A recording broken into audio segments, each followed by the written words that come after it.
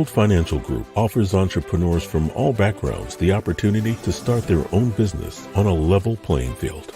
Dr. Yana Woodhouse, receiving the WCM Wall Street Pioneer Award by the United Black Wall Street of America, Inc., is one of those entrepreneurs. I see WFG and TFA as a place where African Americans with an entrepreneurial mindset can flourish.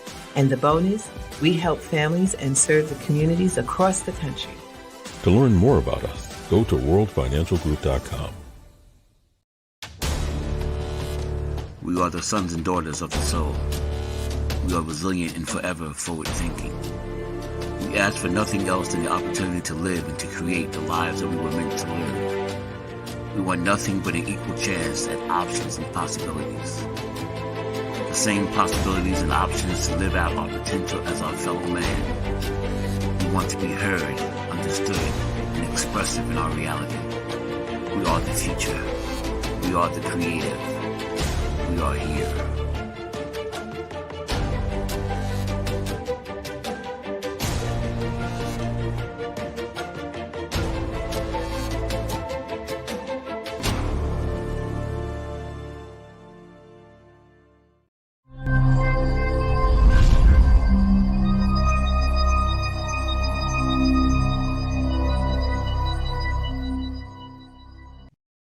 This is Kia Rogers, and you're listening to Urbanology with my dad, Tony Rogers, on WHCR 90.3 FM New York.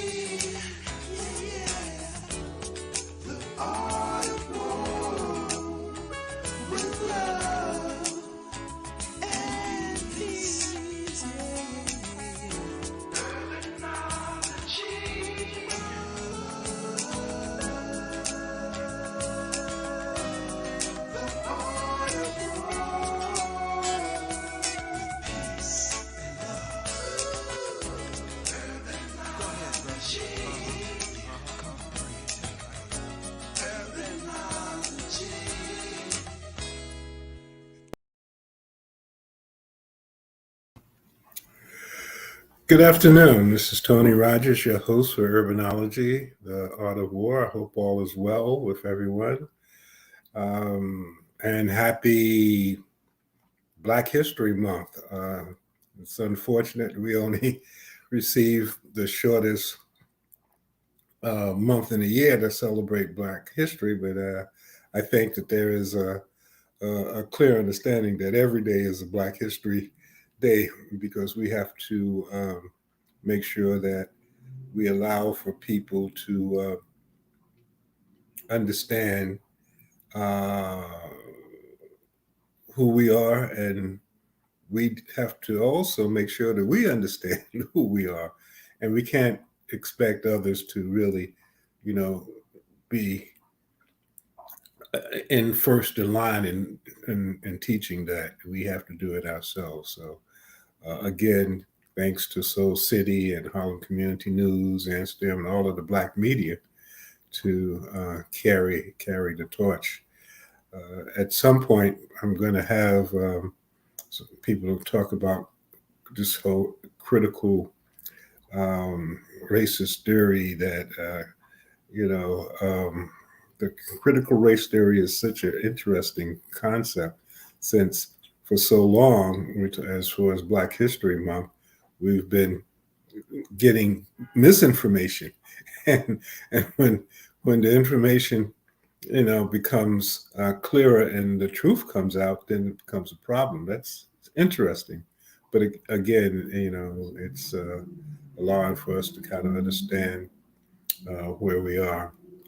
And shout out to the Senegalese national soccer team for winning the African Cup on Sunday.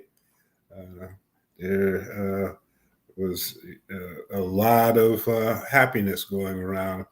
I was up at the Lenox Sapphire in Harlem, and it was an interesting time, and they deserve it. They've been trying to do that for some times. Americans not as clear about soccer, but of course, you can be assured that our football is the Super Bowl, which is next week. So, nevertheless, this is the second Tuesday of the month, and I'm always honored to share this with a wonderful person, a worker ant at Columbia University and a rising star, Charlene De La Cruz.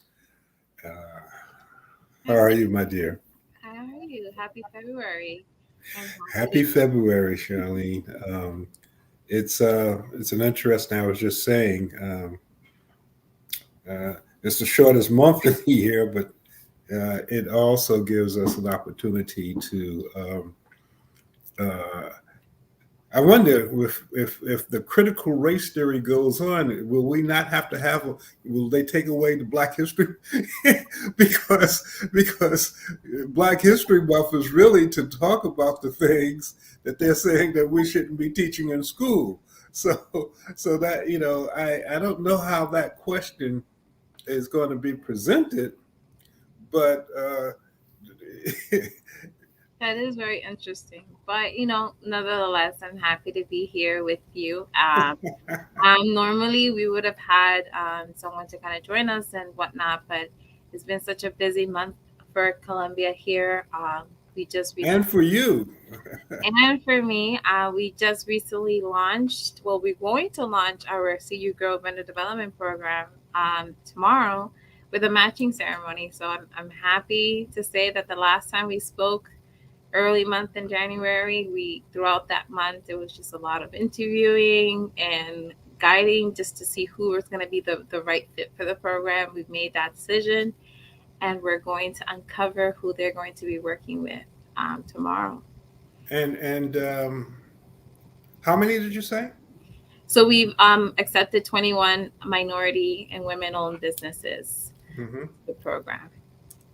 That's great, and yeah, I'm sure you can share some of those with us. But for those who may be new, could you just give a little information about the program, the City Grow program at City College? I mean, the City College. That's my love, my Columbia University. Absolutely. So, for those who don't know, my name is Charlene De Cruz. I'm the program administrator of Supply Diversity here under the Facilities and Operations Department. And I manage the CU Grow Vendor Development Program, which is a capacity building program for minority owned and women owned and locally owned businesses around the Columbia University arena. And one of the focus that we do throughout the 11 months of the program's running point is that we work with minority and women-owned businesses. We match them with a dedicated coach, and they work together with this curriculum that was created by the School of Professional Studies here at Columbia University. And the goal of the program is for each business to create a 3-year strategic growth plan, and they have to present that plan to a panel of experts. And that is going to help them to facilitate that plan and develop and redevelop and kind of like formulate plans that can help them continue to grow their business. So that's really the encompass of the CU Grow program, but we do so many other things within those 11 months. We do procurement events where we invite our colleagues from the university and present opportunities to our alumni and our current participants. I'm very excited that we're doing 2 new partnerships for the program this year. So I'm working with the Columbia Law School, and I'm also working with the Columbia Print Services to help minority owned businesses gain preferential pricing on their marketing pieces, whether it be their capability statement, if they don't know how to create one. Our Columbia Print Services can help them draft one. They can help them print with their business card. So it's going to give them that step up on having those collateral pieces that's going to help Mhm. them promote themselves. And the Columbia Law School, they're going to help us with kind of like doing contract review.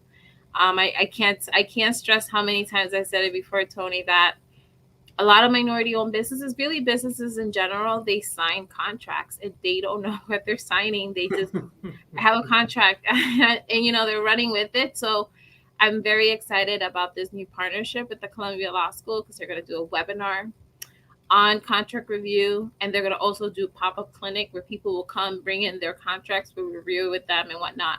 So it's really excited things that are happening. These are all new implements of the program for this year, so I'm very excited. Well, again, it's on I guess fortunately, but unfortunately, this type of program could not. Most of the people that come to your program are in construction related activities, plumbers and the like.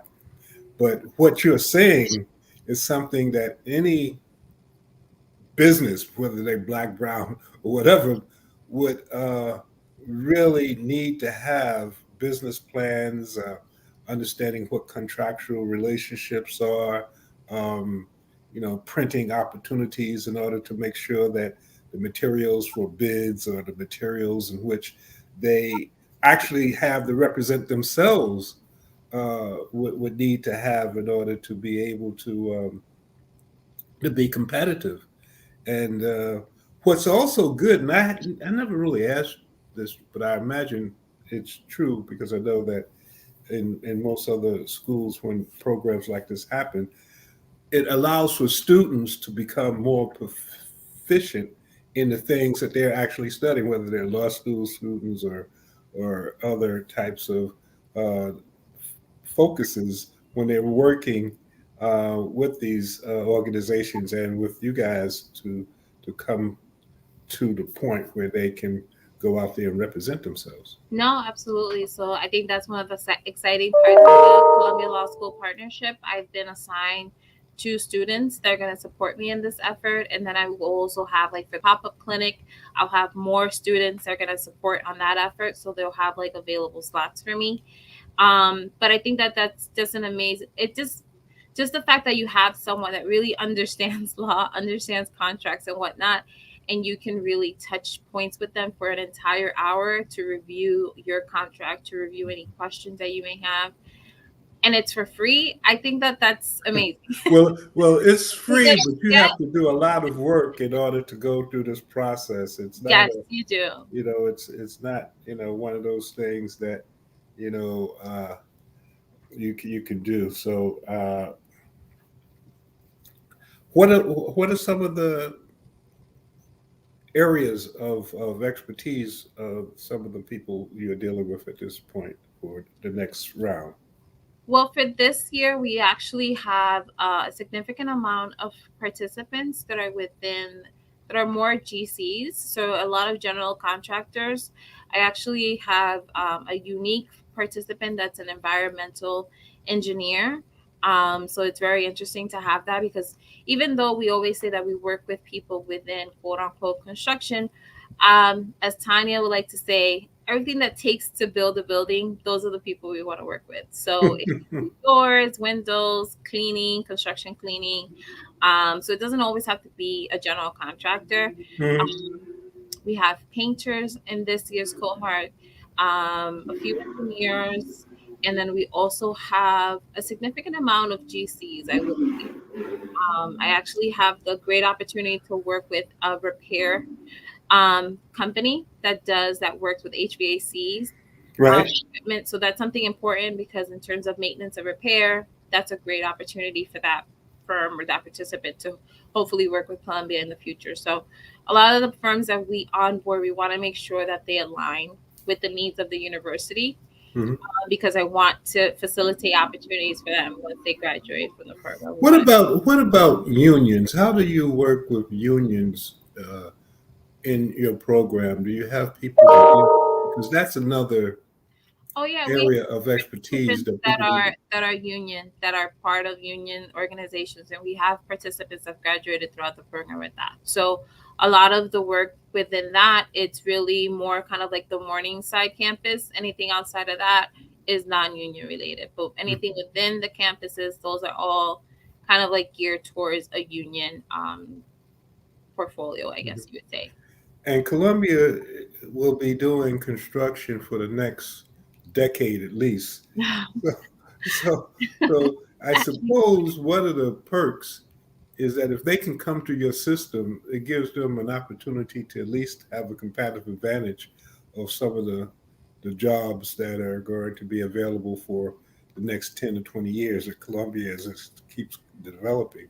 absolutely. I mean, I think there's just so many opportunities within the actual buildings that we have now for, to work with with other firms, but absolutely for the future, there's an immense amount of opportunities. There's a few. We just finished the Columbia Business School, and I'm sure you've probably see. I don't know if you've been around that area. They actually just opened the door last week, Mm, and now we're working away with other projects as well. But I think that's one of the things that I'm excited about is just making sure that the opportunities are out there for firms, and that I'm constantly advocating and collaborating with my colleagues. Like, I have this firm that does this. You need that. I make those introductions as well. Tanya does the same thing. So it's always something that is always happening. We're always advocating for our graduates mhm. and our current participants.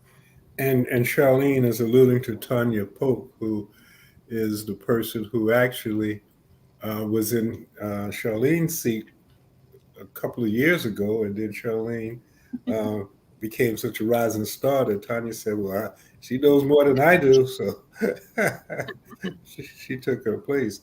How is Tanya doing? She's doing really good. She's doing amazing. So I'm going to see her tomorrow because I will be in the office tomorrow. So I'm happy Hmm. to see her. I guess this will be the first time I see her for the new year since we last. Yeah, because a lot of you guys are still working remote, right?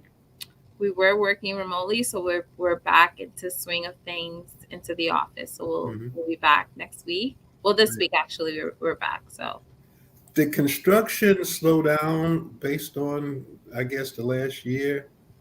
Because I know that there were a lot of projects that were being worked on around 12th Avenue and the hotel and a number of other things. Did that slow down or? that definitely, I mean, COVID put a significant wrench in everything that we did, and it wasn't just construction but even our personal lives. But a significant amount of projects were kind of like put on hold until it was safe to work in close proximity with other people, right? So safety is always very important to us, so we want to make sure that everyone is safe and that we're doing it in a safe way. But I think things are back into gear now. It did took a little bit of a hiccup in very much of like early January. There was a little bit of a pause around that time because we just had an uptick, and it looks like that's coming down. So I think we're gonna get back into that motion of back to your regular programming when it comes to construction. So hopefully it stays that way so we can have some type of normalcy and earn our day to day businesses. Well, it's a lot of stuff going on with you. Can you name some of the businesses that will be going through the process?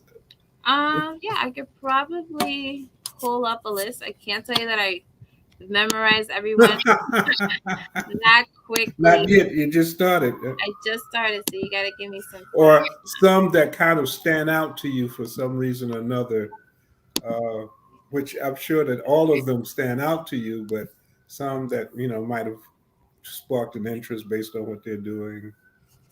Yeah, so I would say one of them that really sparked a really great interest with me is a firm called Creative Source. So they are Creative Creative Force Source. Source. Uh-huh. Yeah, so they are a signage company, and actually this firm created the signage. I don't know if when you're getting off on 34th Street, right off the LIRR, there's like Hmm. a beautiful map all on top of the up top of the escalators as you're going up in the escalator. Right. They did the signage for that for the MTA. So Mm. that was very impactful, and I would love to just work with that firm and hopefully have other opportunities within the university for them. Mm. Um, Another firm that we've onboarded, it's called Drake's Carpentry and Woodwork. So they are pretty much a carpentry GC firm, and it's a dynamic duo of a father and daughter. So it's very interesting to see those generational businesses. So I'm very excited to work with them. Mm. Another one is GT Development Enterprises. There are another general contractor within kind of like the Harlem community. They do a lot of residential work. And when it comes to people like that, they want to get out of the residential, not because they don't want to do it, but they want to expand. So, in order to expand, you need to really identify new stakeholders. Mm-hmm. And definitely the program is going to do that for them. Another one is Infinite Horizons. They are a relatively small general contractor that they're really just trying to make their move into Mm-hmm. the industry. So we really want to work with firms that really they kind of have set in their ways of what they want to do, but they feel that they have roadblocks in terms of their growth. So Mm-hmm. I want to really be an anchor for them to help them with that growth, with that roadblock, and introduce them to new stakeholders, new opportunities, new ideas, new perspectives that can help them grow.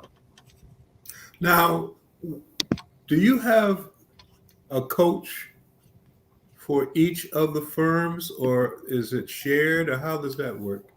So every firm has a dedicated coach. But however, since I have 21 firms and I have 20 coaches, there is one firm that has to double up.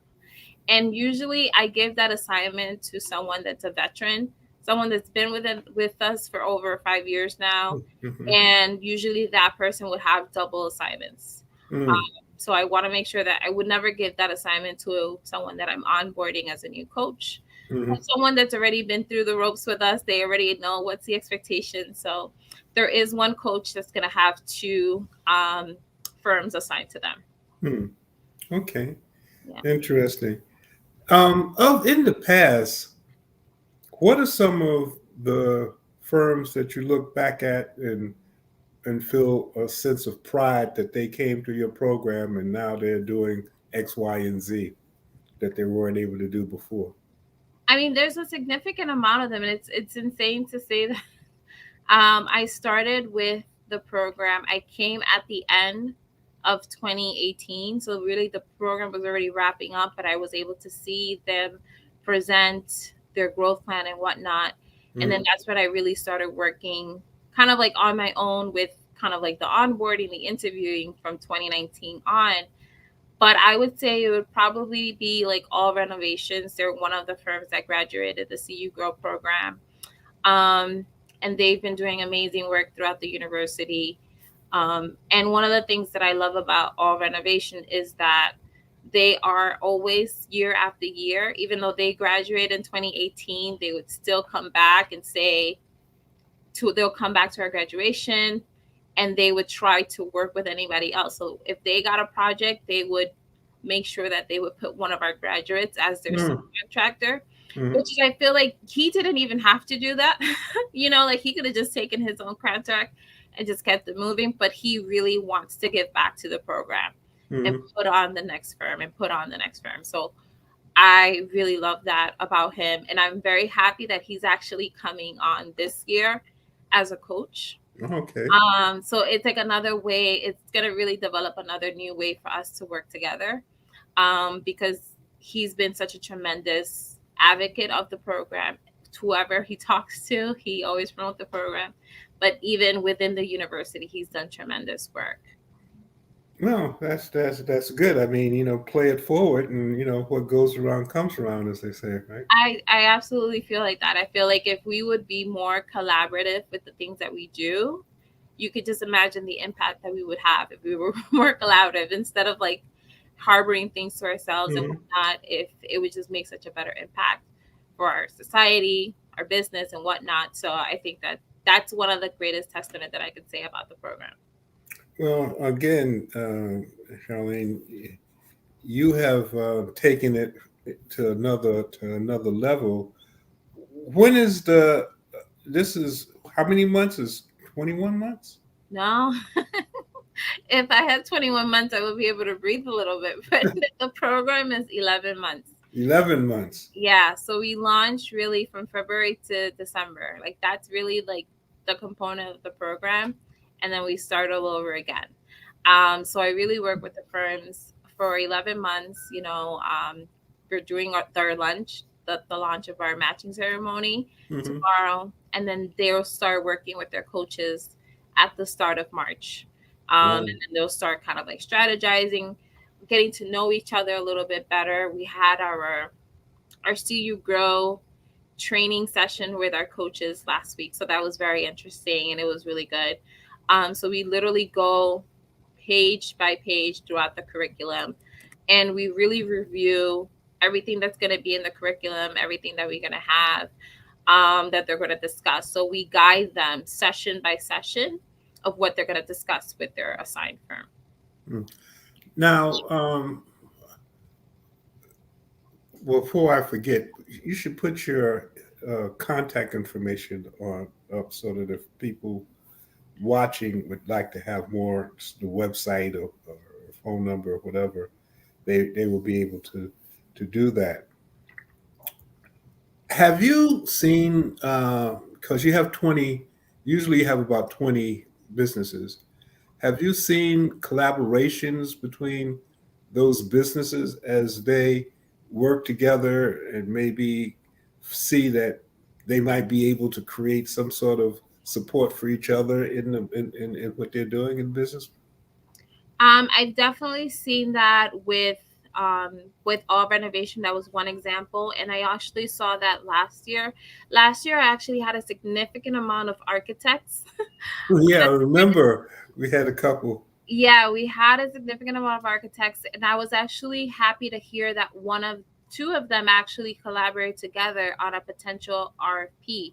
So they were going Mm. to collaborate together to work on a project. So I think it's just important that even though that we're kind of like in this virtual setting, because the program is has been really operating virtually since 2020.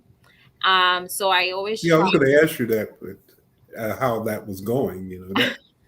I mean, at the start of 2020, I didn't know how it was going to look like, but it was just really being savvy with a lot of the tools that we have. So I used the Zoom platform with a lot of my engagements, and just really for 2020 using the phone a lot was one of the new tools because I was just getting to know about the Zoom platform and whatnot.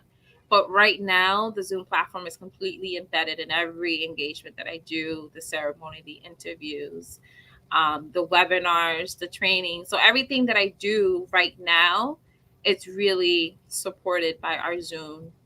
Well, it, it was for me somewhat of a struggle, but now, is to say, how do you get them back on the farm now that they've seen Paris? I, I don't think that I will ever go back to just being without this type of technology. It just brings so many other benefits to it, even though it takes a minute and it changes so rapidly. By the time you become adjusted to one thing, it then is something else you have to deal with. But that too is a yin and yang. It's good. Change keeps you going. It keeps Right. you Change keeps you definitely makes active. you creative. Yeah, Change yeah. puts you on your feet. Creative is a good word, and you have to learn how to pivot. You have to learn how to pivot. Like even like our show. Like I remember having to leave a few minutes early to commute to the studio so that we can have our show. But now we can do it.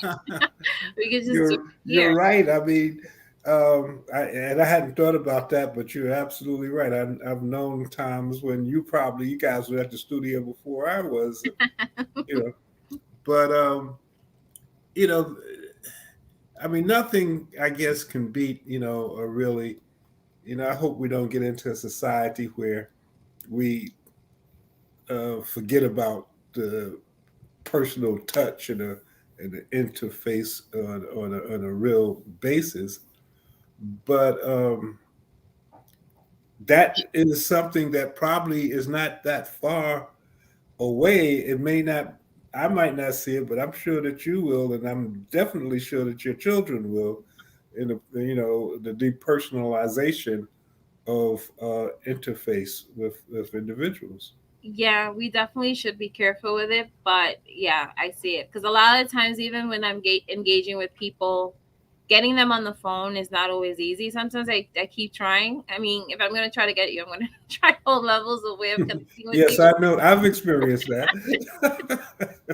But I know that right now it's always kind of like these Zoom meetings, but I try to reach you by phone or email and whatnot. So I think that I feel like back then we didn't have a choice because we had a dial tone. That's the only thing we had. We had to pick that up and call you. Now there's just so many different access to people that you can really pick and choose. And if you don't want to talk, some people don't want to talk on the phone. So, but I think that it's important to keep that personal touch because I feel like it brings value to your engagement and your connection with people. You want to have a conversation with them. I don't think that an email or a text message can really give it service in terms of the touch points that Now, you give. is there a time now, based on where we are with the pandemic and some of the restrictions being eased? Is there times where everyone gets together in the cohort? So in the past, no, we really didn't have the opportunity. I was hoping as we were going towards the end of 2021 that that was going to happen, but no, I'm being very, very hopeful that we will have that in Like for 2022. graduation, maybe? Or- Yeah, so I would love to have a graduation ceremony where I can invite everyone back that didn't have that in-person ceremony, to really just support, celebrate them with the ceremony at our Columbia University faculty house, which is always what we've always done from year to year. I think that would be an amazing, and I feel like even though I try my best to really engage with people on an online status. Like a lot of times when we have our events, I'll create breakout rooms so we can have more intimate meeting sessions with people. Um, but I feel like there's still power in meeting in person, going up to a person and just introducing themselves to you, handing them a business card. Like those engagements are still so valuable. And really, yeah, it can make a difference in your business operations, really. Well, I guess this whole virtual thing probably was also a good training exercise for some of the businesses because I would imagine now many of the presentations to companies or whatever were virtual. Yes. So, it was something that you really could not get away from. Back in the day, um, many years ago, I wrote a couple of pieces about the digital divide, how that will separate the haves and the have-nots. Uh, and it had nothing to do with financing; it just had to do with access. I Yeah. mean, you could be extremely wealthy but not understand how to use certain types of technologies and not be as competitive as someone who may not be, uh, you know, in the Fortune 500, but has an ability to communicate to people in the new technology. So now it's not a luxury, it's a necessity because in Hugely. many cases people could not even meet Yeah. without doing that. Even with interviews, people on an individual basis, not even business persons, but a lot of job interviews were virtual. Yeah. Every instance of our complete workflow had to integrate into a Zoom meeting. So our team check-in meetings, our, anything that we did was really integrated to really the Zoom platform. Even how we were introduced new potential vendors for the university. Normally, that would have been in person. We would invite different people from campuses to come to these meetings. People would commute from uptown to come down. And now we've really integrated that to a virtual setting. And I would say that transporting that to a virtual setting has improved the attendance because now people from different campuses can attend. So now, before it was like 8 to 10 people coming to these meetings. Now we have over 40 people joining in these meetings and listening in.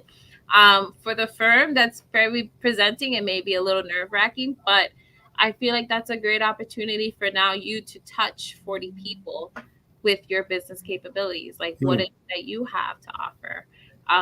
So I think that, There are some negative impacts, and but I feel like it has way more positive impacts in terms of having a virtual outlook. When do you take a break, Shirley? It seems like these things start right up. You just finished one, and now another one is going on. Not Another that I one, want to get rid of you, because if you take a break, I hope you have a go someplace where you can be online, so we can do our show. But so the program technically has a break. So we have a summer break. So for the month of July, there's no engagement, there's no events, there's nothing. It's a break. So I give the firms a break. And usually that would have been my break, but I'm also supporting Tanya on the Ascend Regional program. So that is one of the other programs that I'm supporting her on, where we're working just specifically with minority owned businesses, mm, and we've really developed an ecosystem of contract opportunities. We work with 10 specific opportunity partners, and we have 22 minority owned businesses in that program. So so you're still doing it. That's why the worker, and which is probably why you don't get upset with me when I'm asking you to do a show during that time. never, I can never get upset at you, Tony. No, but I feel like, yeah, that would have been our break in terms of internally, where I can kind of have a debrief and do other plannings and touch points. But it's really just dividing my time within the two programs. Hmm. Um, and really, yeah, like if you look at it, it's almost working with over 40 minority owned businesses at the same time. But I feel like the impact that these programs are bringing to their lives is is immense. So that's why I can't necessarily feel like, oh, I'm tired, I don't want to do this, because I don't. That's not the case. I want them to have that opportunity. I want them to meet with that opportunity partner. I want them to strategize with their coach. So I feel like that's where the passion is the driver when the body gets tired. Well, you have to be able, the reason why I'm sure you do so well is because of the passion that you have and the desire to see people. It's not just a job, for you. And then, with a family and children, on top of that, it it takes a minute, I'm sure. Yeah, absolutely, absolutely. And it's definitely not an easy feat during COVID, but even like we're still there, but we're slowly coming out of it. But you get into a routine, and as long as all your eggs are in their nests, you can keep going and doing the things that you need to do. What are are there any creative thoughts in the future if you had a magic wand and you could, or a crystal ball, and you could have a genie come up and give you a wish? What would you want to see you grow program to develop into? That's a really good question. I feel like we've year after year, we always kind of like evaluate the program for what is going, and then we introduce new partnerships to the program. So last year for 2021, we introduced experts in residence. So on top of each firm having an assigned dedicated coach, we also made sure that we had experts within different industries to support the firm. So the firms really had almost three dedicated coach to them, because they would have their dedicated coach for the duration of the program. They had a construction expert in residence that they can talk to about issues in terms of how they're presenting their bids, how are they managing their business, and then they have a marketing expert in residence. Um, this year, we have that, with, in addition to, kind of like an executive presence outlook, where we're supporting the firms on how they're presenting themselves on an online, how they're really exuding leadership skills of their business. Because I know that a lot of times minority owned business or smaller businesses are really doing to keep up with the cash flow and whatnot, but we want to make sure that they still are presenting their business as a leader.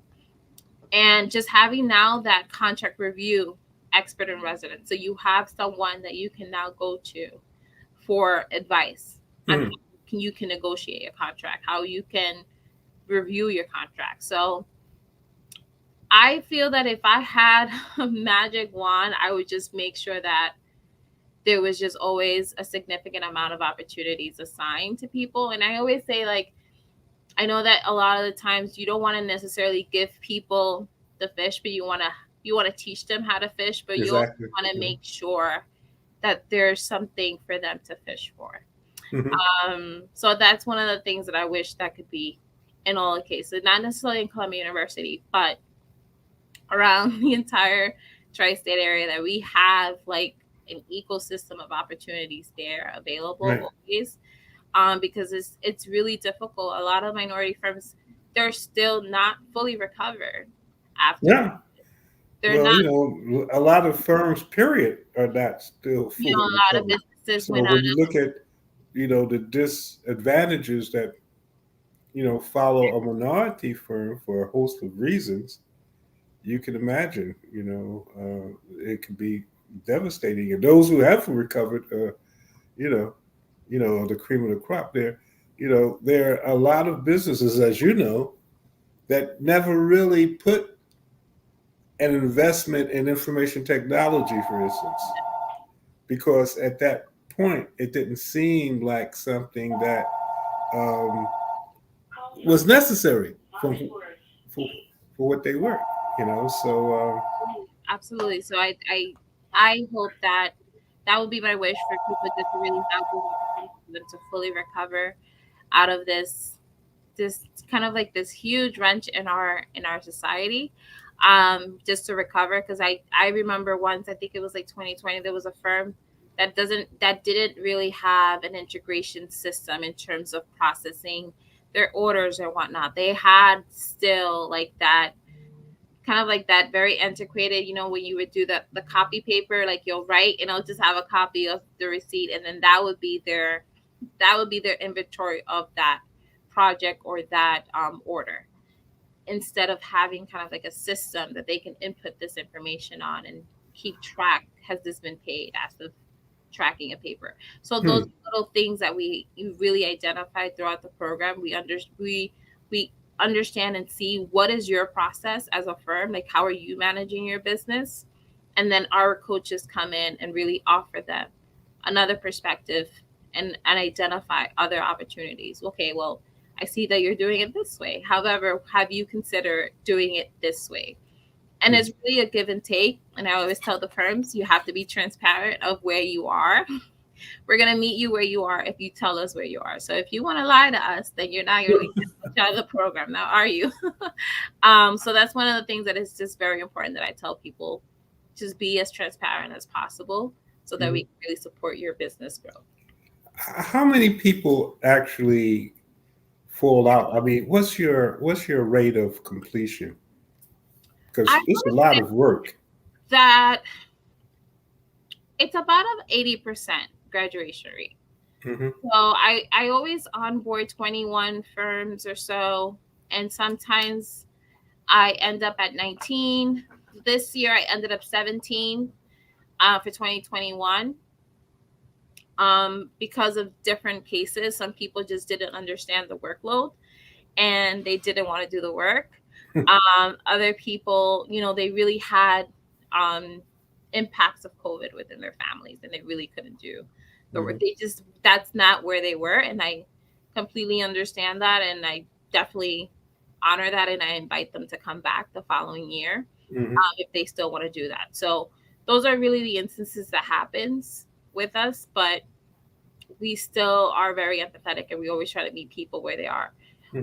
Sometimes I do feel overwhelmed with the workload, but you just have to ask for help, and that's something that I've learned that people don't always like to do. That is true. I mean, even if it's for their best interest, it's Hmm. you know Absolutely. on top of running it, trying to keep your business above ground, because a lot of these firms still do not have that type of uh, capacity to have a lot of different people doing a lot of different things on their behalf. No, it is a form of. I mean, I understand it is your business, so you want to have control of it, but I feel that in order for your business to continue to grow and to change and to Delegation. grow, you have to delegate some of those smaller stuff. Like if you are the leader of your company, you can't sit there doing this and whatnot. If it's something, it's an easy task that you can delegate to someone else, or it's a task that you can outsource for your business.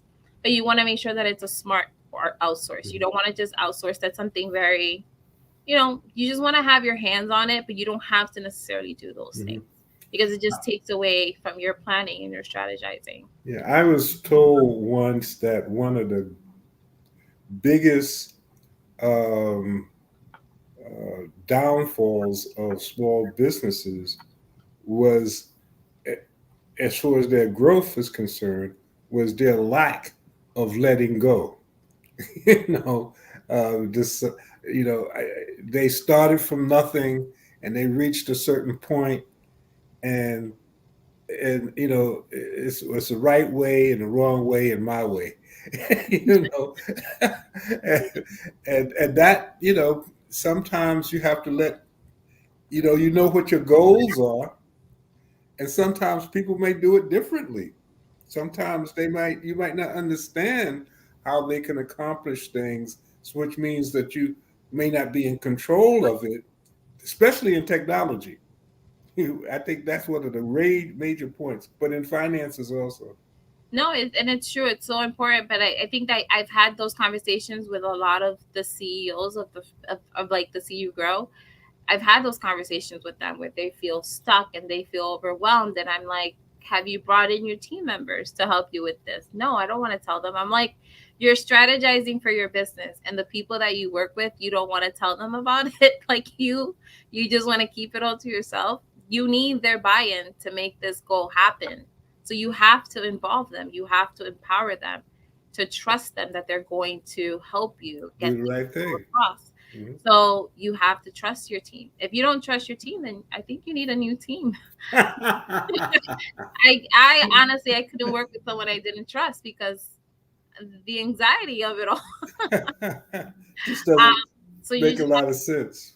You really have to trust the people that you work with, and if you don't, you're not really enjoying your workspace at all, and it's your own business. So I think that I've had those many conversations with people. You have to give your team the buy-in of your business. You need to let them in because they may have a new perspective that you weren't even thinking about, and you're keeping them out. You're really stunning your own growth. These are some of the pivotal points that we discussed throughout the CU Go program. Well, Charlene De La Cruz, I am always blessed to have you as a co-host on the second Tuesday of the month to talk about business, to talk about uh, the CU Grow program. The Urbanology show has 4 sessions, and we do different types of things each week. But I have to say, um, the second Tuesday of the month, when we work with Columbia University and have done that for it's been a long time. I didn't realize how long it was until I wrote the article about you, and I was going to call, talking about how Tanya, and then we had our reunion right before the show, which was a classic show to bring Laverna back on, who started this. But it was, it's been a long time we've been doing this. Yeah. And I got to tell you, I look forward to it because I know I have somebody who's going to call me and ask me what I'm doing, and where we are, and all of that type of stuff. And I don't really have that on my other shows. So one of these days, if I can become a successful in my, genie is to have a Charlene to work with me on everything that I Get do. Tanya to fight you, Tony. You have to try to work on a clone or something. But thank you so much for all that you do. Congratulations on your new grouping of businesses. I'm sure that that's going to work well. Hopefully, sometime during the period or during graduation, we'll have be able to promote some of them, or have them on. We'll do something with them, Yeah, and I'm just glad that I'm in your orbit, Miss De La Cruz. and I hope that it stays that way. I do have one last thing I do want to share, that Hmm. announcement of the Ascend New York City. They're actually launching a program in the spring. Hmm. Um, so they're actually sourcing minority owned businesses, and this program, it is actually very great because they actually work with all types of industries of businesses. As for me, I work more with the built environment, Right. so I always recommend people, they're doing their application session has actually opened. If people are interested, they can actually visit their website. It's called ascendnewyorkcity.org. Right. And once you click into there, there's a huge button that says apply. I would recommend that you do that and look into that, and hopefully that can be a great opportunity for a minority owned business. Well, that's interesting, and again, I'm sure that they're nowhere close to what you do, but it is something that is important for people to understand that's out there. Um, one of the other good things about the pandemic is a lot of people had to start becoming entrepreneurs because their jobs went dead, so they had to start doing things There's themselves. One other announcement again: the Harlem Tourism Board will have its virtual membership meeting on February the 23rd.